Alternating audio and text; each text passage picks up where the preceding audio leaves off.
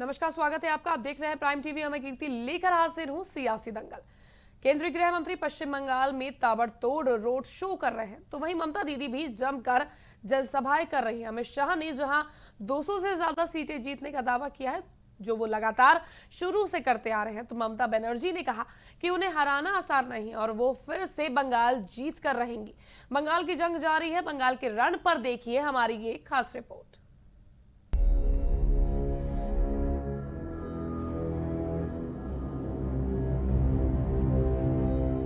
पश्चिम बंगाल में ताबड़तोड़ रैलियों, रोड शो और जनसभाओं का दौर जारी है। अमित शाह समेत भाजपा के तमाम बड़े नेता रोड शो और रैलियां कर रहे हैं, तो वहीं ममता दीदी भी जनसभाएं कर रही हैं।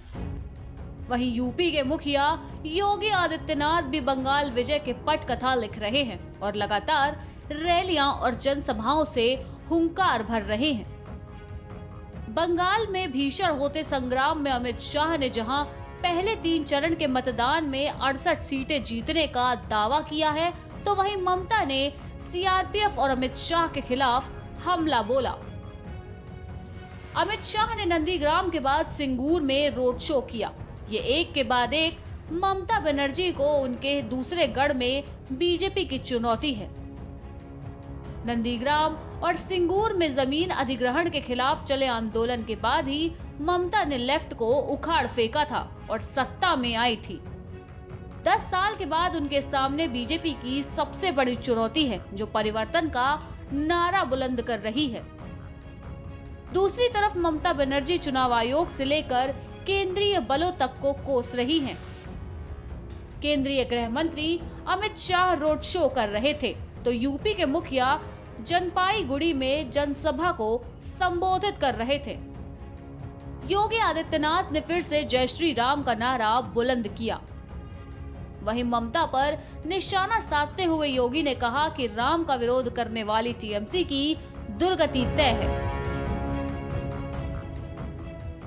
दीदी को तो लड़ाने से ही फुर्सत नहीं है। उनकी सहानुभूति तो उन लोगों के साथ में है जो दंगा फसाद करते हैं। उनकी सहानुभूति उन लोगों के साथ में है जो मां दुर्गा की पूजा करने से रोकते हैं। उनकी सहानुभूति उनके साथ में जो मां लक्ष्मी की पूजा और मां सरस्वती की पूजा करने से रोकते हैं। और दीदी तो इस समय इतनी चिड़ी हुई है, इतनी नाराज है, या वो कह रही है कि जय श्री राम बोलोगे तो जेल में डाल देंगे।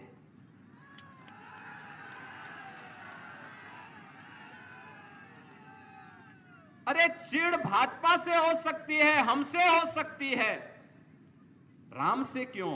राम तो हम सबके आराध्य हैं, भारत के जन जन की आस्था के केंद्र हैं।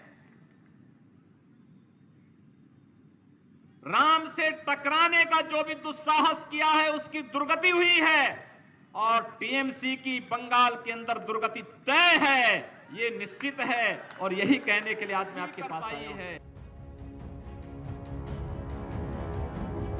वहीं केंद्रीय चुनाव आयोग ने पश्चिम बंगाल के मुख्यमंत्री और टीएमसी अध्यक्ष ममता बनर्जी को अल्पसंख्यक वोटरों के बंटवारे न होने वाले बयान को लेकर नोटिस भेजा है। इस नोटिस में ममता बनर्जी को 48 घंटे में जवाब देने के लिए कहा गया है। बता दें कि प्रधानमंत्री नरेंद्र मोदी ने भी अपनी जनसभाओं में ममता बनर्जी के बयान का जिक्र करते हुए धर्म के आधार पर वोट मांगने और बंटवारे की राजनीति करने का आरोप लगाया था। 2019 के लोकसभा चुनाव में 18 सीटें जीतने वाली बीजेपी बंगाल के विधानसभा चुनाव में पूरी ताकत झोंक चुकी है। वहीं ममता बनर्जी अकेले ही जनसभाएं कर अपना गढ़ बचाने में जुटी हुई हैं। पीएम मोदी ने उनके गुस्से को हार का प्रमाण बता दिया है, लेकिन ममता के तेवर बदले नहीं हैं। वे लगातार बीजेपी और चुनाव आयोग और केंद्रीय बलों को कोसने में जुटी हुई हैं। Desk report, prime TV.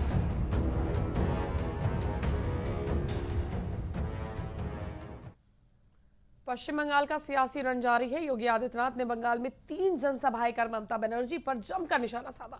योगी ने रैली से टीएमसी को खुले तौर पर चेतावनी दी है कि बीजेपी की सरकार बनने पर टीएमसी के गुंडों को बख्शा नहीं जाएगा। बता दें कि 10 अप्रैल को बंगाल में तीसरे चरण का मतदान होना है। उससे पहले देखिए हमारी एक खास रिपोर्ट।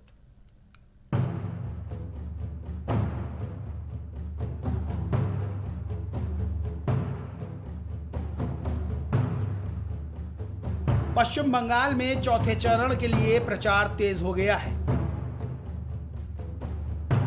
उत्तर प्रदेश के मुख्यमंत्री योगी आदित्यनाथ ने उत्तर बंगाल में 3 स्थानों पर जनसभा को संबोधित किया। सीएम योगी की जलपाईगुड़ी, दार्जिलिंग और उत्तर दिनाजपुर में रैली हुई। वहीं पश्चिम बंगाल के जलपाईगुड़ी में योगी आदित्यनाथ ने कहा कि 2 मई को बंगाल को टीएमसी सरकार से मुक्ति मिलेगी। टीएमसी के गुंडों को कानून के शिकंजे में कसा जाएगा। ये तय है कि अपराधी को कांग्रेस, कम्युनिस्ट, टीएमसी जैसे दल संरक्षण जरूर देंगे, लेकिन कानून के लंबे हाथ इन्हें पाताल से भी निकालकर जेल के अंदर भेजने का काम करेंगे। जलपाईगुड़ी में योगी आदित्यनाथ ने कहा कि दीदी इस समय इतनी नाराज है कि वो कह रही हैं कि जय श्री राम बोलोगे तो जेल में डाल देंगे। चिढ़ बीजेपी से या हमसे हो सकती है, राम से क्यों? राम से टकराने का जिसने भी दुस्साहस किया है उसकी दुर्गति हुई है। बंगाल में टीएमसी की दुर्गति तय है। 2 मई को बंगाल को टीएमसी सरकार से मुक्ति मिलेगी। टीएमसी के गुंडों को कानून के शिकंजे में कसा जाएगा। यह तय है कि अपराधी को कांग्रेस, कम्युनिस्ट, टीएमसी जैसे दल संरक्षण जरूर देंगे, लेकिन कानून के लंबे हाथ इन्हें पाताल से भी निकालकर जेल के अंदर भेजने का काम करेंगे। भारतीय जनता पार्टी गोरखा समुदाय की समस्या का समाधान करके एक राजनीतिक समाधान निकालने का पूरी तरह पक्षधर है और भारतीय जनता पार्टी सेवक पुल को बनाने के लिए भी पूरी प्रतिबद्ध है। भारतीय जनता पार्टी की केंद्र सरकार इसके लिए पैसा देना चाहती है, लेकिन टीएमसी की ममता दीदी की सरकार पैसा नहीं लेना चाहती है। वो नहीं चाहती, क्योंकि ये सेवक पुल बनेगा तो फिर टीएमसी के गुंडे कहां पर खनन, अवैध खनन कैसे कर पाएंगे। इसलिए इस भय से वे लोग चाहते ही नहीं कि यहां पे कोई कार्य हो सके। इसीलिए यही कारण है अवैध खनन यहां चल रहा है, जंगलों का कटान चल रहा है। और यही नहीं, यहां पर सॉलिड वेस्ट मैनेजमेंट के लिए भी कोई व्यवस्था टीएमसी की सरकार नहीं कर पाई है। यहां पर गरीब कल्याण योजनाओं का लाभ यहां के आम नागरिक को नहीं मिल रहा है। टीएमसी के गुंडे सब हड़प जा रहे हैं।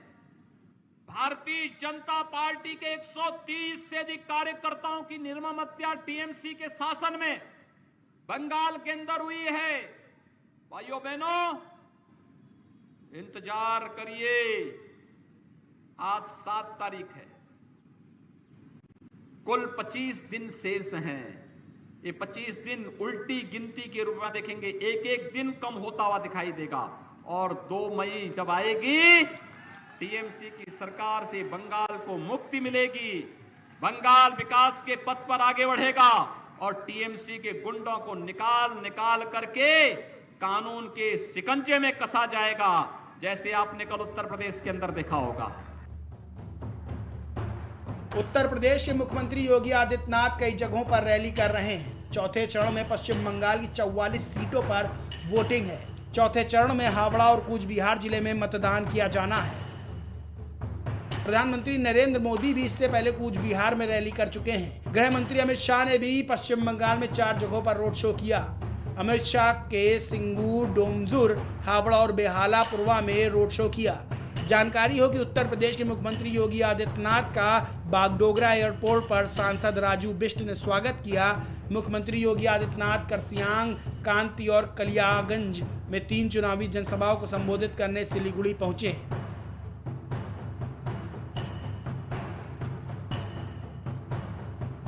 बता दें, चौथे चरण में पश्चिम बंगाल की 44 सीटों पर मतदान होना है। चौथे चरण में हावड़ा और कूच बिहार जिले में मतदान किया जाना है। गृह मंत्री अमित शाह भी पश्चिम बंगाल में 4 जगहों पर रोड शो कर रहे हैं। अमित शाह के सिंगू, डोमजुर, हावड़ा और बेहालापुरवा में रोड शो हैं। Desk report, prime TV. लंबी कोशिशों के बाद आखिरकार मुख्तार अंसारी सीएम योगी के शिकंजे में आ ही गए। मुख्तार को भारी लाव लश्कर के साथ पंजाब की रोपड़ जेल से यूपी की बांदा जेल में शिफ्ट किया गया है। वहीं लाल बत्ती और खुली जिप्सी से मुख्तार घंटों तक रास्ता सफर तय कर वो आखिरकार यूपी के बांदा जेल, यानी कि अब मुख्तार अंसारी का नया पता बांदा जेल के बैरक नंबर 15 हो गया है। तो देखिए इस पर हमारी ये खास रिपोर्ट।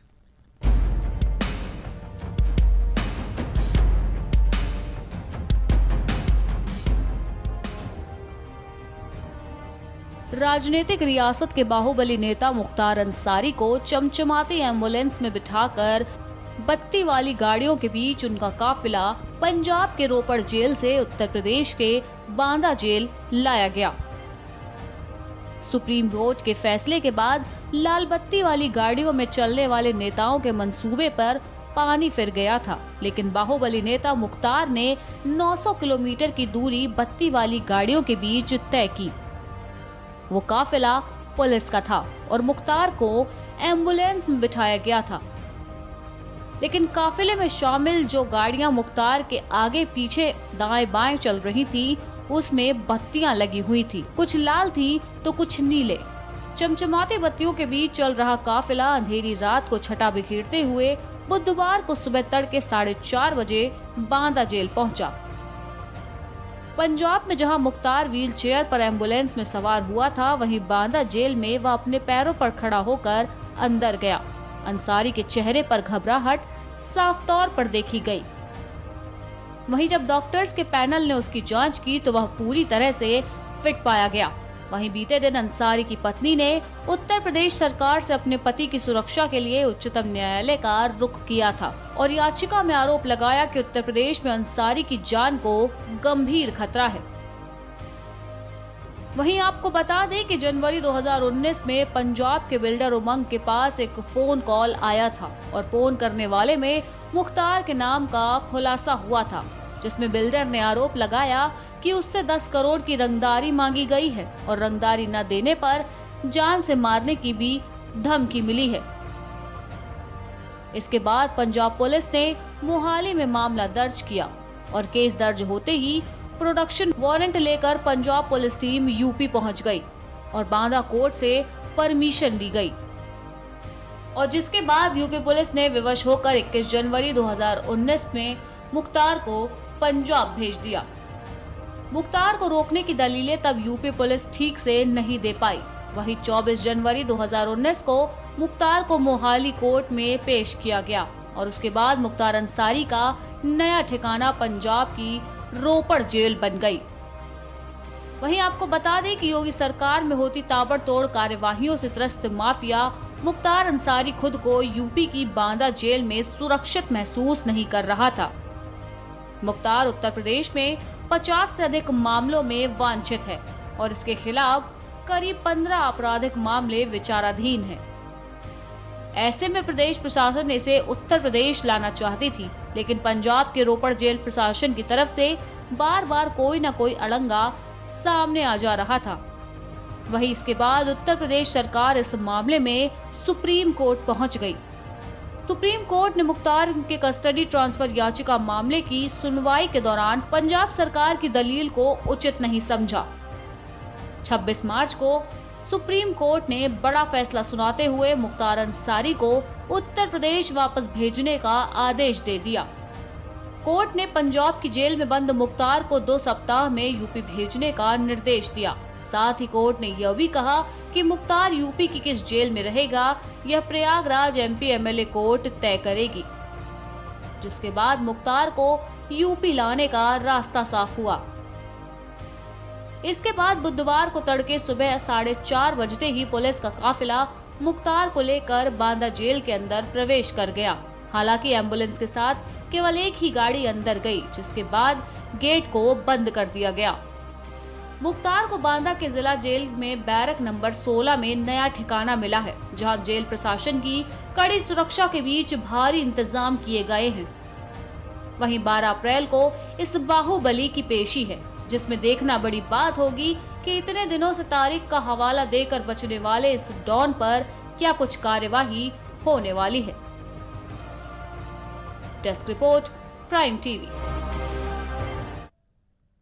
सियासी दंगल में फिलहाल के लिए बस इतना ही। फिर हाजिर होंगे कुछ ऐसी ही बड़ी खबरों के साथ और आपको उसकी पुख्ता पूरी रिपोर्ट आपके सामने रखेंगे। आप कहीं मत जाइएगा, देखते रहिए प्राइम टीवी।